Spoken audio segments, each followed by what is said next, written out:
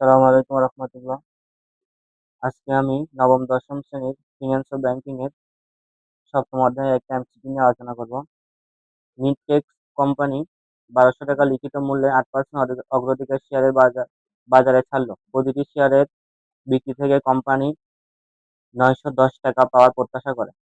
অগ্রাধিকার শেয়ার ব্যয় কত? দেখেন, অগ্রাধিকার শেয়ার ব্যয় ব্যয় করার জন্য আমার দরকার লভ্যাংশ দরকার, বাজার মূল্য দরকার, আর সূত্রের 100। দেখেন, আমি দিচ্ছি, দেওয়া আছে, দেখতেছি, দেওয়া আছে, দেওয়া আছে। দেখেন, কোম্পানির 1200 টাকা লিখিত মূল্য। লিখিত মূল্য কত টাকা? 1200। লিখিত মূল্যকে আমরা এমবি, এসবি এগুলোর দ্বারা প্রকাশ করতে পারি। লিখিত মূল্য এমবি বা লিখিত মূল্য 1200 টাকা। 1200 টাকা। দেখেন, এই লিখিত মূল্যকে আমার অগ্রাধিকারের যে পার্সেন্ট আছে মানে সুদের হার অথবা লভ্যাংশটা আছে, এটাকে আমরা লভ্যাংশ, এটাকে আমরা ধরবো হচ্ছে যে আচ্ছা এমবি। লভ্যাংশকে অগ্রাধিকার লভ্যাংশকে পি সরি ডি পি দ্বারা প্রকাশ করে। আমরা এখানে বাংলায় লিখতেছি, প্লাস ইংলিশে লিখে দিব।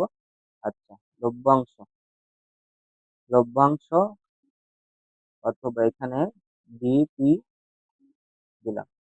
লভ্যাংশ কত? 8%। এই 8%কে আমি এই 1200-র সাথে 8% এটা গুণ করতে হবে।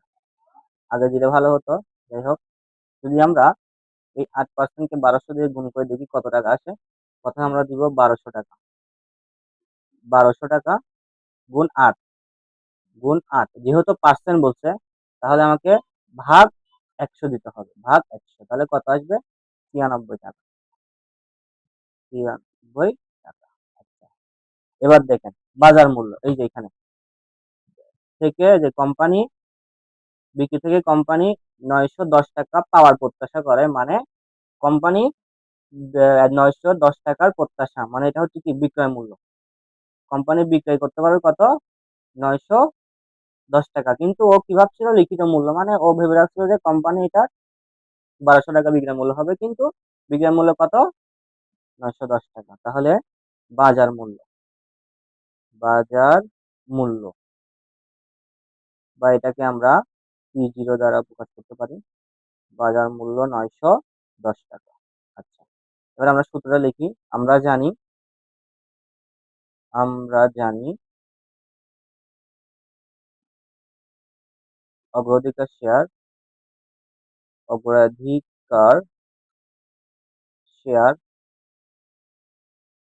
ব্যয়, বা আপনারা চাইলে কেপি দ্বারা প্রকাশ করতে পারেন। মানে এতটুকু না লিখে জাস্ট কেপি দিলেও হয়ে যাবে।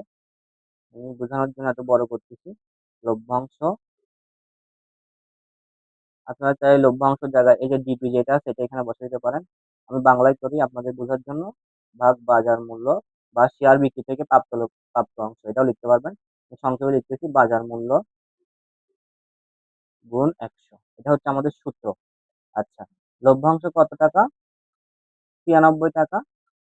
সূত্রর 100 দিলাম। আচ্ছা, বাজার মূল্য কত? 910 টাকা। দেখেন, জাস্ট আমি এখন ক্যালকুলেটর করে ফেলবো, তাহলে শেষ। প্রথমে দিব লভ্যাংশ। লভ্যাংশ কত টাকা? 96 টাকা দিলাম। ভাগ 900, ভাগ 910 টাকা গুণ 100। শেষ।